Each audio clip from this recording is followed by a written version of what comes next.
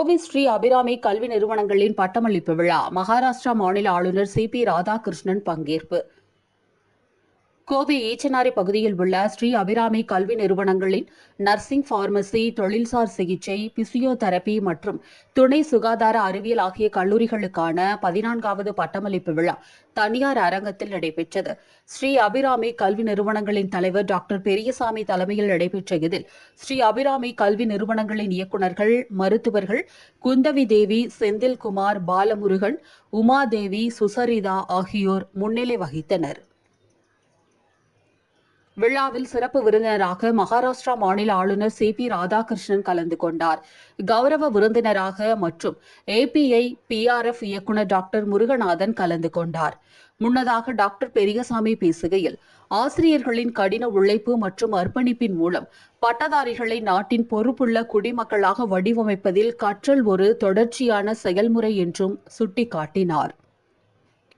ஸ்ரீ அபிராமி கல்வி நிறுவனங்கள் கல்வியில் உயர்தரத்தை பராமரித்து இளம் பட்டதாரிகளை சமூகத்திற்கு உருவாக்குவதில் முக்கிய பங்கு வகிப்பதாக தெரிவித்த அவர், நமது இந்திய நாடு 127 கோடி மக்கள் தொகையுடன் நிறைந்து காணப்பட்டாலும் உலகின் வேகமாக வளர்ந்து வரும் பொருளாதார நாடாக திகழ்வதாக பெருமிதம் தெரிவித்தார்.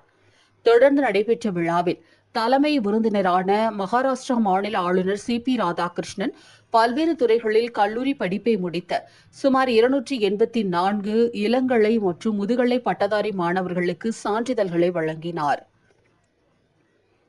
முன்னதாக விழாவில் பேசிய அவர், வெற்றியடைய குழுவாக செயல்பட வேண்டும் என்ற தனது வாழ்க்கை கருத்தையும் பகிர்ந்து கொண்டார்.